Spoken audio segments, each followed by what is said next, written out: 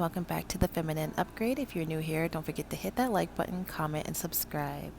In today's video, I will be sharing with you the fastest hair growth method that worked for me because I've tried out so many different hair growth methods, and I would like to help those out there who are trying to grow their hair out fast and just share with you my tips and tricks. So without further ado, let's jump straight into the video. So first off, I want to talk about protective hairstyles. So what makes a hairstyle protective is one in which you don't have to put your hands in every day, and a hairstyle that holds moisture. So with this, I learned that it's best to have hairstyles that are not rubbing against your shoulders or anything like that. So there's this one girl's video I watched a long time ago, and she said the hairstyle that worked for her were low buns. So that's what I started doing, and I actually started to see myself retaining my hair length, because before that I used to have my hair in high buns, and I noticed low buns put less stress on my hair. And then in 2020 I started doing mini twists, and I also started to see hair growth and hair retention. I absolutely hated the idea of doing a big chop or having to cut my hair off in any kind of way, but I finally gave into doing trims, and I would do them myself. I started noticing my hair flourishing from that.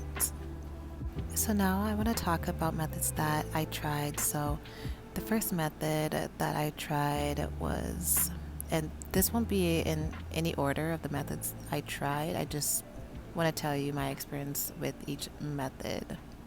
So with the greenhouse method, what you would do is before you go to sleep every night, oil your scalp and spray your hair down with water. Then cover it with the shower cap or a plastic bag, then put your bonnet or scarf over it. This would help to keep your hair moisturized and heated to create stimulation in your scalp needed for hair growth. So when I was doing this, I was also wearing my low buns, and I started to see some growth, but mainly my hair looked thicker. I'd give this method a 6 out of 10. Next method is the rice water rinse. So what you would do for this is rinse off some rice, then soak it in water in a jar or spray bottle and let it ferment for a few days or even a week. The smell is awful, but that's why you use it when it's time to wash your hair. So you would shampoo your hair and scalp and condition it, rinse that out, and then pour the rice water onto your hair and scalp, and then rinse that out, and then go back in and shampoo and condition it, because that smell is just awful.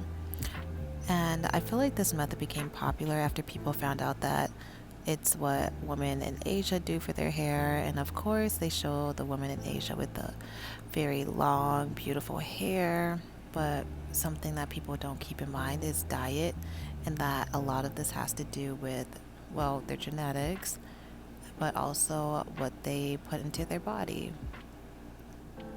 I didn't really notice much hair growth with this method, but I feel like it kind of made my curls come out better. Next, I want to talk about Jamaican black castor oil and male oil. I don't know how to pronounce it. For me, these oils work pretty well, but paired with my favorite method of all, which is the inversion method.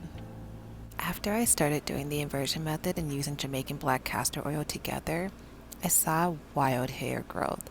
My hair ended up growing 3 inches in 1 week. I was so shocked. Now, this may not work for everyone.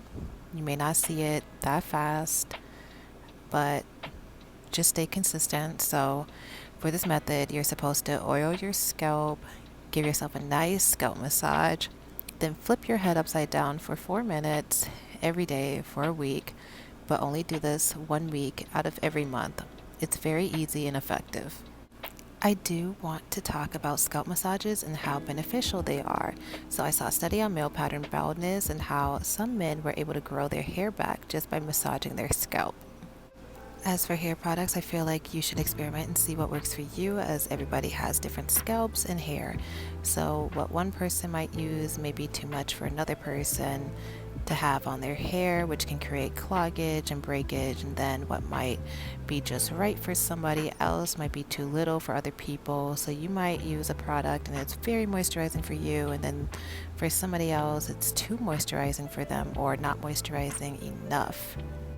I've tried Blue Magic hair grease, I've tried Jamaican black castor oil, I've tried miel oil, I've tried wild hair growth oil, I've tried hair fertilizer.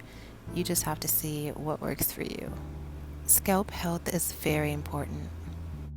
So for the longest, I would not get trims or cut my hair, but then I finally gave into trimming my hair, and that definitely helped. But also, I was not using deep conditioner or leave-in conditioner. I would only use the normal conditioner. So once I started using deep conditioner and leave-in conditioner and doing trims, I started to see a lot more hair growth.